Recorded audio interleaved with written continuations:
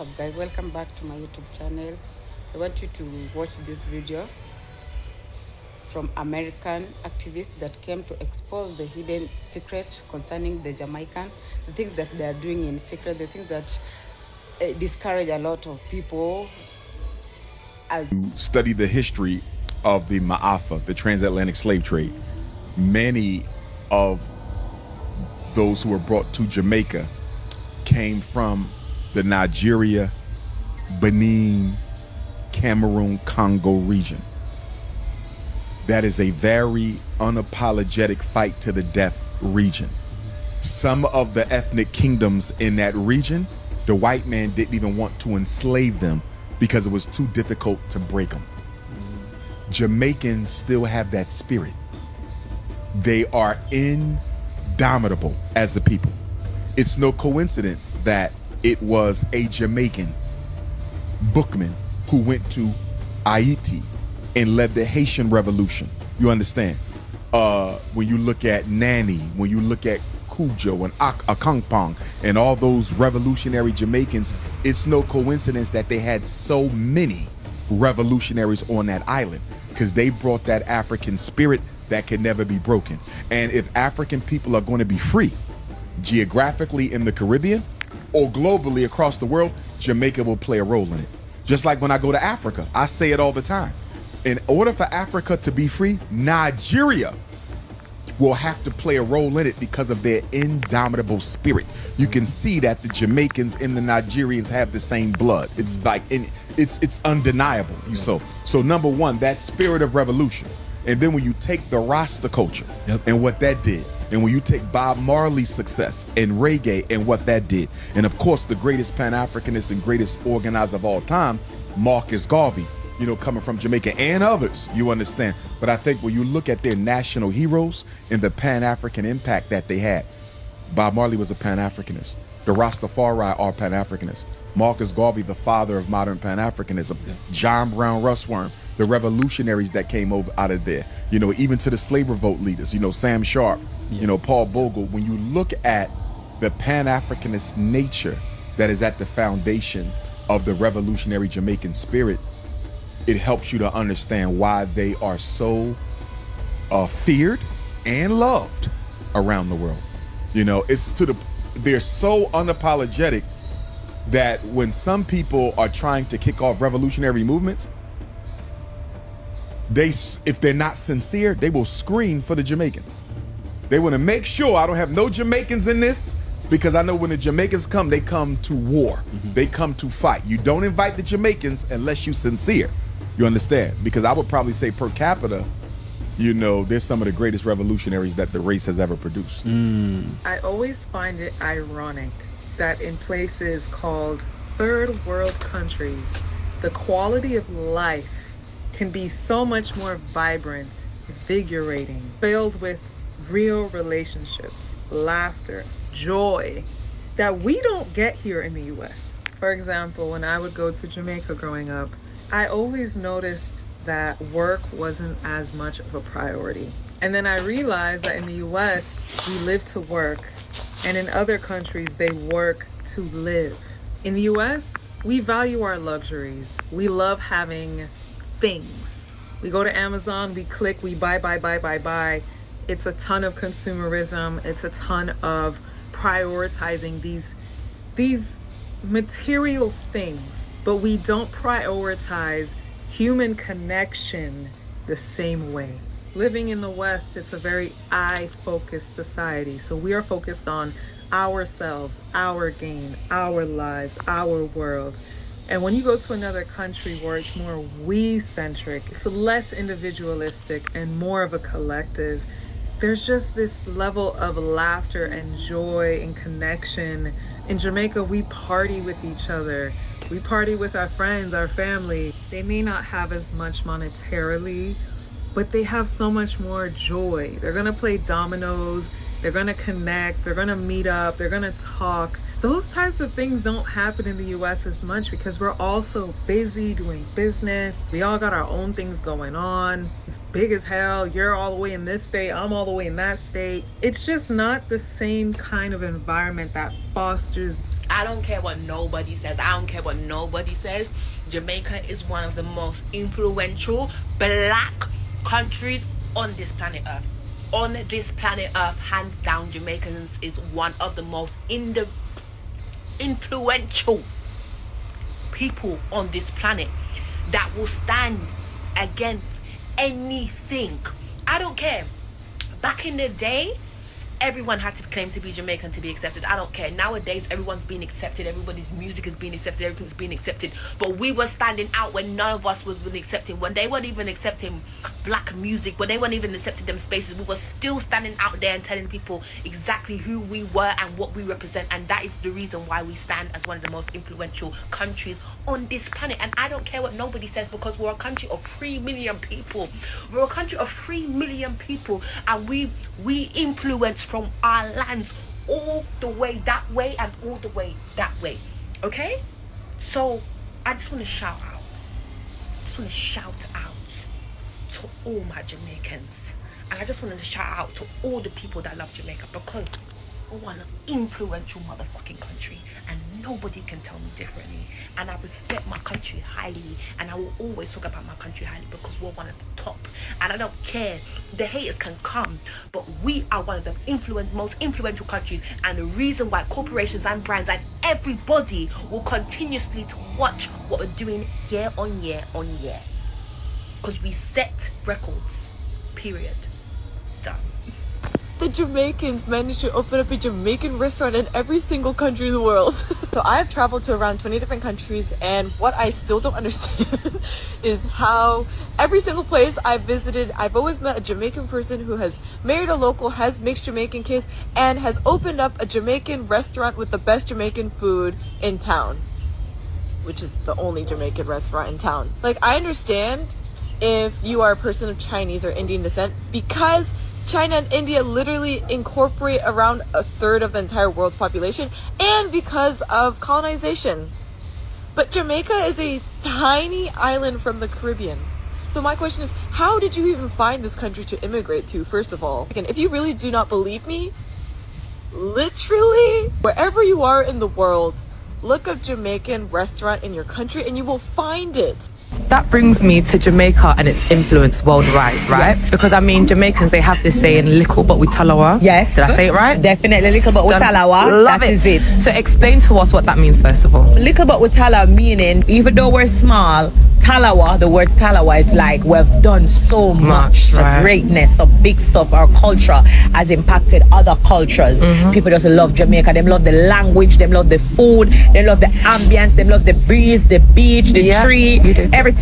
Yeah. The chicken, the curry, the ackee, the sausage, the breadfruit, the roast banana. Them love everything. Like, we've really just created such a massive, literally, yes, massive impact world. I don't think people really understand this whole hip hop shit was birthed from Jamaica. Like, look at how much hip hop was influenced from reggae culture. We wouldn't have DJs. Jamaican bring rap into New York. Obviously, Jamaica is such a small nation, but it's made such a massive impact on the world, from Bob Marley to food to culture. Why do you think that is? If we want to go into history, I think we just come from a rebellious people, in the sense that you can't force us to do anything. But if it's something that we want to do, that same energy and rebellious nature, it will be powered and pushed into something creativity. Music is about a beat, it's a rhythm. Yeah. And the rhythm of being Jamaican is all about just pushing yourself forward.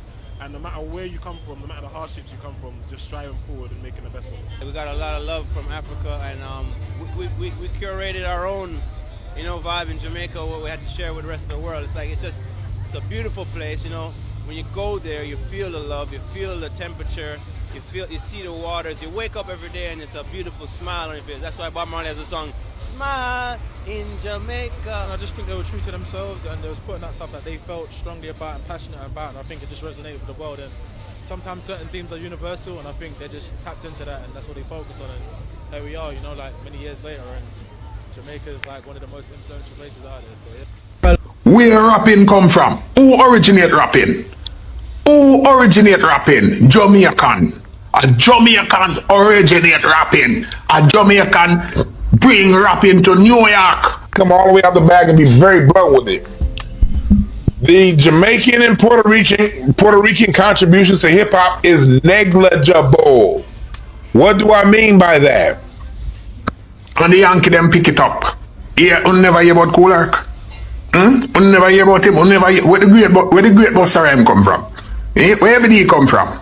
You remember the great Shinehead? And many more famous rappers from Jamaica, where I know mention.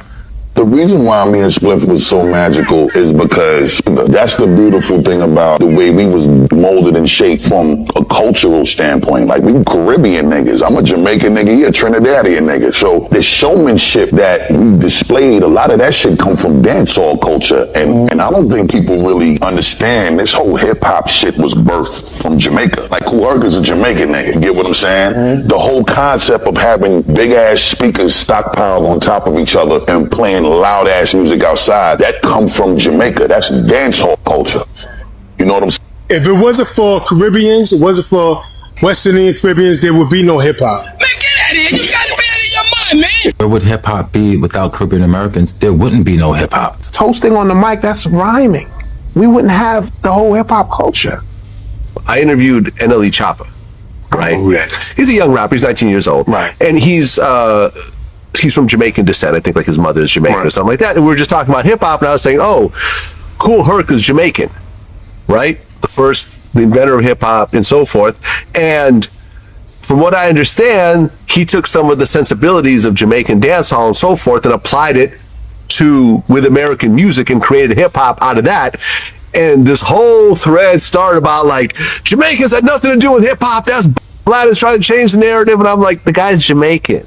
Like, that's established. He's Jamaican. Right. And if you look at Jamaican dance parties, they do kind of resemble what these parties, with guys on the mic and so forth. Like, that wasn't being done in the U.S. originally. It was a Jamaican thing. It was a reggae thing. And I'm like, yeah, he took some of that style and created hip hop with it. I don't see the problem with me giving props to Jamaicans and like reggae and that influenced the whole world. Personally, like, I think a lot of culture that has come from over there. You get me? Like, even the way the man them dress and that, from like in Bridge, everyone's loud, like super loud. Like, you get me? That's the yard man. Did Fat Joe learn lean back from then? Well, I learned lean back from I studied Missy, how she did songs around that time, and really the whole reggae movement. But it was like single to play. Around way. Oh yeah, they was rocking with all that, right? The Elephant Man and all that. And so I was like, yo, I gotta do like the Jamaicans, man. They making these songs that everybody's doing to dance to. So that was really the influence of Lean Back, all in the gumbo. A lot of Americans, I think, they look at Jamaica and they think like Bob Marley. They think cruise ship to Kingston. That's Montego Bay, Ocho Rios. Those are the tourist areas. And that's what a lot of Americans think of when they think of Jamaica, but that's not the true experience. That's why when you go down to the resorts, they tell you don't leave the resort, because anything outside the resort, you make yourself fair game. Right. And the gang situation there, they respect the tourist areas. They don't really. Oh no, they don't go around there because they don't care. It's the same all over the world. I mean, as far as just like in New York when the cocaine first came. It was all right when it stayed in the black neighborhoods and blacks was doing it. But when the whites came to the black neighborhoods to cop the drugs, to do it, to bring it back to the white neighborhood, now we have a problem. The government doesn't care if black people, but as soon as white people get involved, then all of a sudden it's a big problem. The government kind of turns a blind eye. The police. Yeah, because it's all about money. They protect the ones that's voting and paying taxes. Tell me why I make one video talking about solar panels and business, and all a lot of people can talk about in the comments is me, where me come from, but where the accent they are going with. Don't worry about it. Me love it and me love Uno same way. But actually, me did want to come here and clap back on somebody who say, oh, she's not even Jamaican and Jamaica is going down the drain. And all me want to tell that person is, and that somebody from another country who moved to our one country become from that country. Me was born, yes sir, when I turned 20 years old. Me move here, so you rub off for so much me use it. And from 2006, me get this a paper here. Me can't show Uno because of all our personal information in them. Me want to show Uno the picture. Come, look here. Look, pan lick of floor. Just come from Cuba. Look pan the thin eyebrow them. No, a TikTok I put makeup on it. The Jamaican Constitution and the Jamaican Nationality Act of 1962. The above name has been registered as a citizen of Jamaica. This is dated the 22nd of February 2006. So me want to establish when and when it's not okay if you say that you come from somewhere. Me did live 20 years of my life in a Cuba, and me have lived the next 20 years of my life in a Jamaica. Right now, me is officially 50-50. 50% Cuban and 50% Jamaican. So uno let me know in the comments when it's okay to say that you come from a country. And to answer that one lovely question as of why me I talk like this, because somebody did say, oh, you should stick to English and all them things there. Let me tell you something. See me, who was born yesterday in a Cuba, came to this place here not knowing one word in English. So how uno expect me to sound when uno migrate from Jamaica go to Canada? Uno sound like English people? No. Uno adapt, uno accent based in the country that uno there. And uno don't know English already, so uno don't have any excuse. Me at least have an excuse. Me never know how to speak English. So me drop in a Jamaica now. And me learn to chat like uno because it's a uno me here talk. Me not hear English people talk. Me not hear American people talk. Me not work at embassy, and trust me do try to break in the American market and the Canadian market and thing. I start my videos like, yes, so I live in Jamaica and I am Cuban and you don't know say Jamaica nice and me did tell you so me can't hold my tongue. Me can't hold it. The English just feel constraining. It just feel bland. It just feel square. Me like the patois spicy. The patois come, with thyme and scallion and pimento. You understand? The English uses some mashed potatoes and some greens in the side. Me like the Jamaican accent, and me is going to continue mixing up the Cuban thing in there because no matter what me try, the R is going to roll and me can't differentiate jam from jam, whether it's the one that grow around or the one that you put at the bread are the same thing. There you have it. I am one spicy jerk quesadilla. For all of you who are new to my account, welcome to my TikTok tribe. I am Cuban, I live in Jamaica, and that's why Mr. Hey y'all, hey. If you've been following me, you've known that I has been living in Jamaica for over 5 years, well, almost 5 years. And recently I had to come back to America to have surgery on my knee. I recently was inboxed and someone asked me what are the benefits of living outside of America versus in America. So I'm getting ready to tell you, because everybody knows me love Jamaica. My accent's horrible, so I'm not even gonna try. But the benefits of living in Jamaica, I'm a Cubs fan. Being back in America is horrible. Yeah. I love America. Don't get me wrong, I love my country, but I love Jamaica more.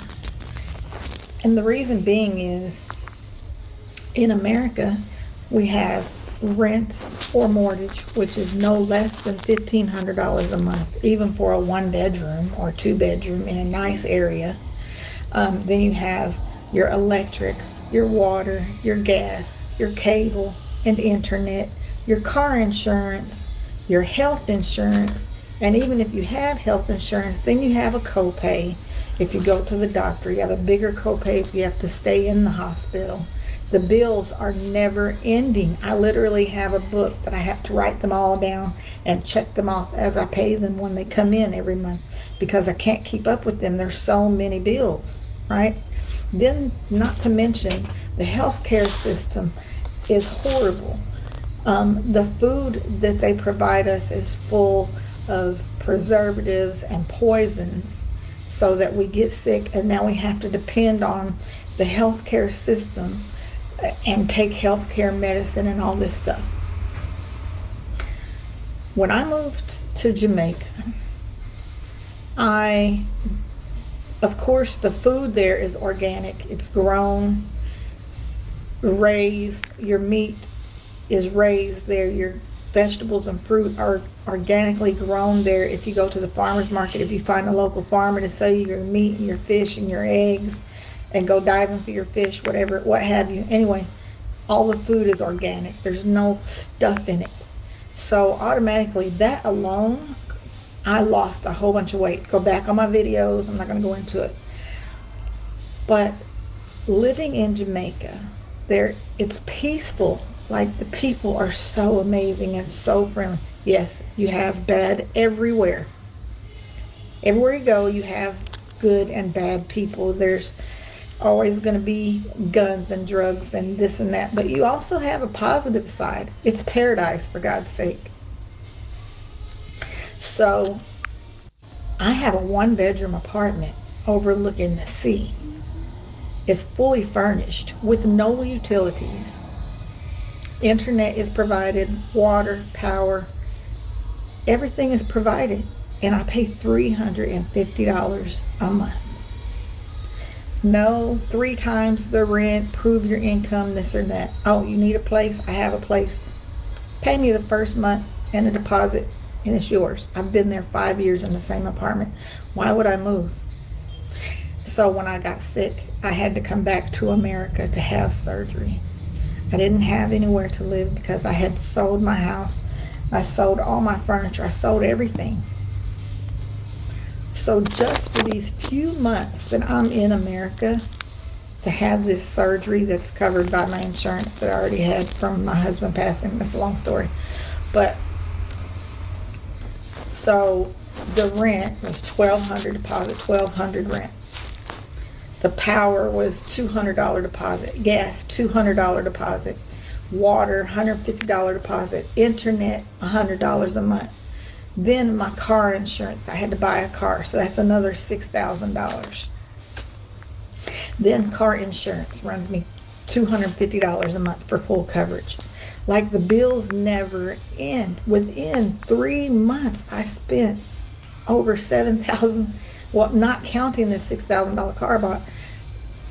In 3 months, I spent almost $8,000 just because now I have to buy a couch and chair. You know, I have to buy my furniture. Had to buy a bed to sleep in. Then I had to buy linens to go on the bed. I had to buy dishes. Then I had to buy food, which is outrageous. $12 for a dozen eggs. Come on. So yeah, why do I live in Jamaica? Because I don't have to worry and stress myself over bills. Yeah, it's not an easy life compared to America. It's a third world country. Some say it's not third world. They say it's first world. You choose what you call it, what you want to call it. Because for me, it's paradise. I have no hot water and I have no AC, but I have fans in the window and I have the sea breeze coming in. So I don't need it. If I need to wash my clothes, I wash them and hang them out to dry. There's no dryer, but I love that because the fresh sea breeze blows through my clothes. Anywhere you go, 5 miles, 10 miles down the road, there's our river. We go every Sunday to the river. There's waterfalls, there's music, there's dancing, there's people everywhere. Just, I don't know, there's no difference. It's no question for me. I love Jamaica. And as soon as I get well enough and back on my feet, you're damn right, I'm going back. Who's going with me? And for those saying, oh, once your American money run out, you'll go back. No, I won't. I won't. Because I'm retired. I'm on a budget. I've taken my money and budgeted it. I allow myself so much every month while I'm in Jamaica.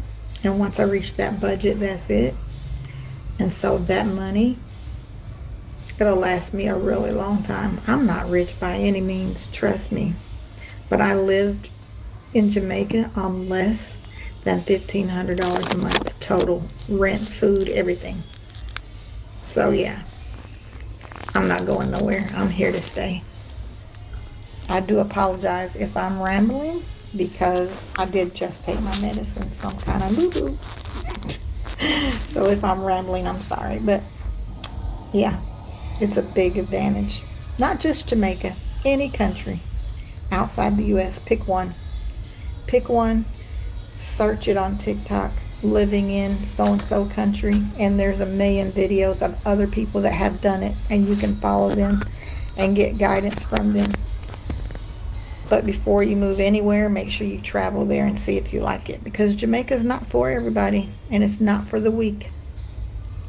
If you're weak-minded, or if you're not street smart, or if you're not aware of your surroundings, then don't move here. Absolutely. But I wish you luck. One last thing and then I'm done. Don't come at me with Jamaica's dangerous. Jamaica this, Jamaica that. Because I'm scared to go to the freaking gas station in America. Might get robbed. Go to a concert, might get blown up. Go to visit my nephew at his school, might get shot in a school shooting. I mean, come on now. There's violence everywhere you go. So don't give me that crap. Jamaica polices their own. So it's much safer than you think it is. That's the media. So if you come to Jamaica and you want to tour around and you want to see Jamaica and you're scared to do it, give me a call. Me and my security guards will come get you and we'll show you around. Hey y'all. I got it. So somebody asked me why I moved to Jamaica.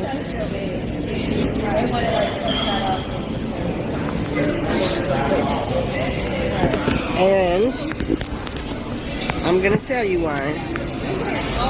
So I don't feel well, so I'm drinking ginger with lime and honey. That's a Jamaican remedy. Or you can do squeeze some lime in a shot of rum. And that'll clear you up too. But why did I move to Jamaica? Well, let's go back 4 years ago. I apologize for the background noise. A little over 4 years ago, I was married to a wonderful man for the last 18 years. Well, 17 years at the time. And yes, I'm using a filter because I look like horrible because I'm sick right now. So,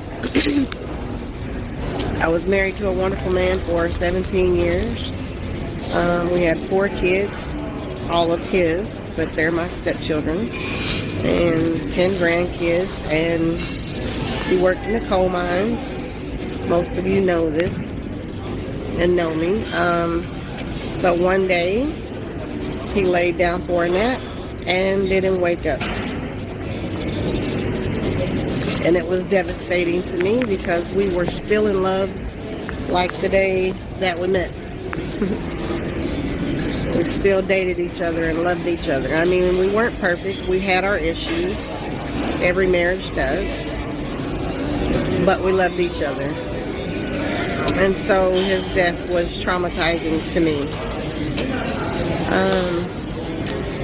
And after the day he passed, even before the funeral, only a select few of people, and you know who you are, checked on me, came to see about me, including his children.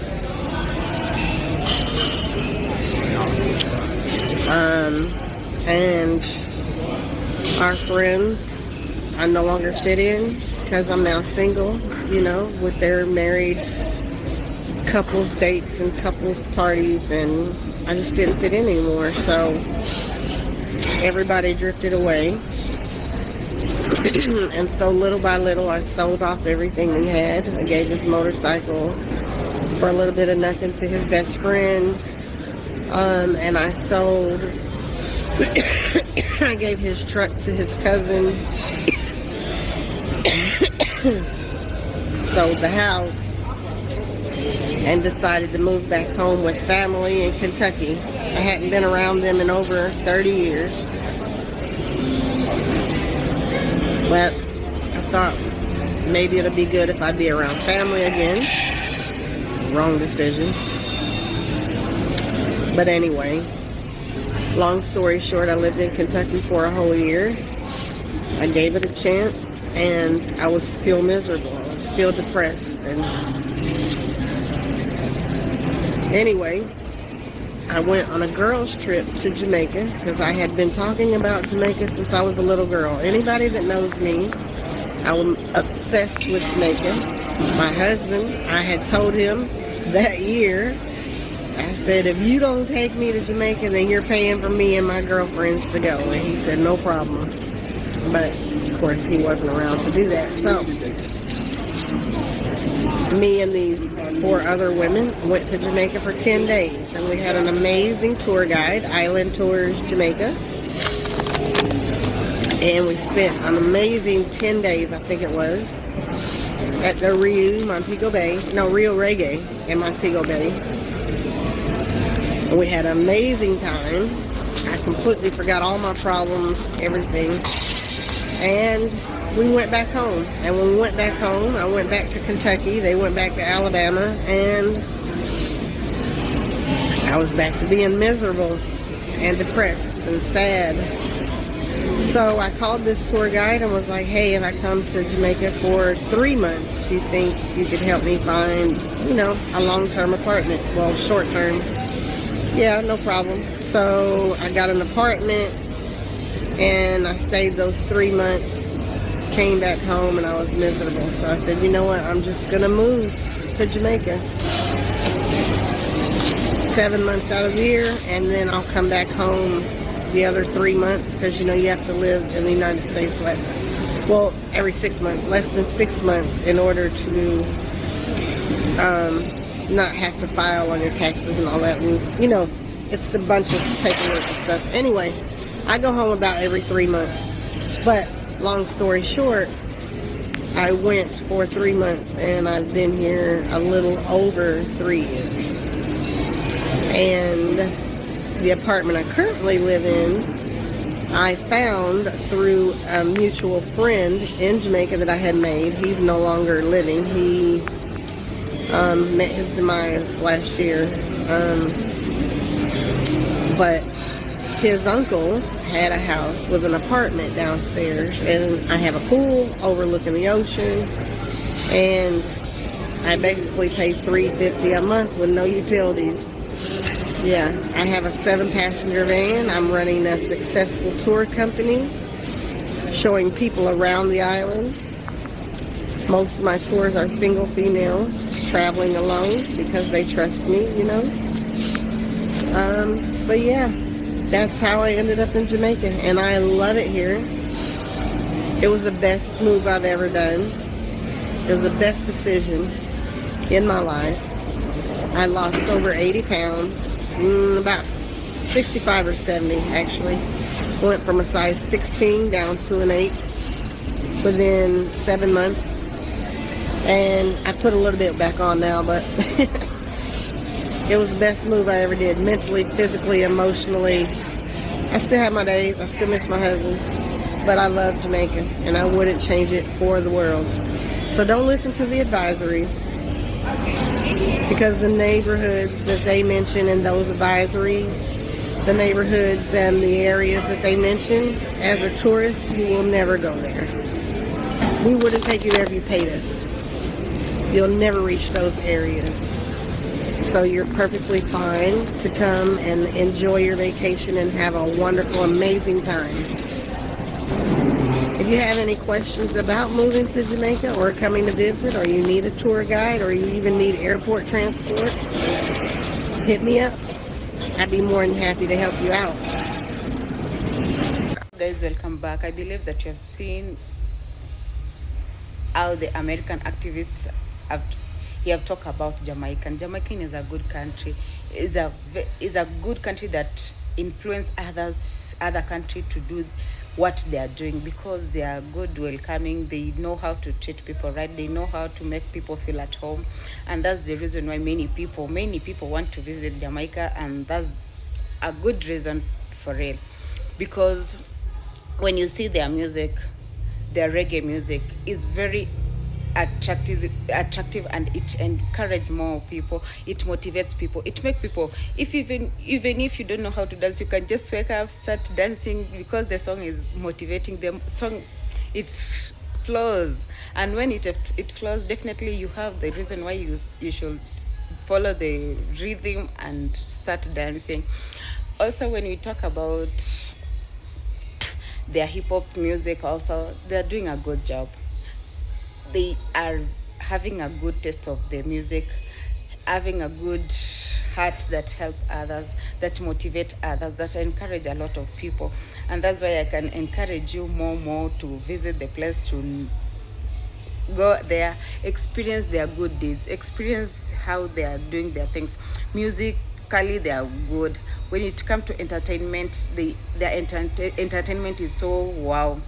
That's why a lot of country are, like, for example, when you see American, they are seriously trying to imitate the poetic language of Jamaica, and that makes the Jamaican to be famous. It makes it to be popular, and for that reason, you see why we have to visit the Jamaican. You see the reason why I can encourage you, I can motivate you to visit the place. I can encourage you to just pay your visit. Look at the things that they're doing, and also when you try to do their music, when you try to do what they're doing, definitely you will get a lot of comments, you get a lot of likes, because they are good people. They have good heart. I believe that you have watched the video, and let it be more evidential than the words that I'm talking, because when you see the action, definitely it encourages and motivates. That's why you get a lot of people doing things that the Jamaican are doing, trying to imitate their language. And in the Caribbean, definitely the Jamaican are the top ones. I'm waiting your comments and the comment section, and don't forget to like my video and share.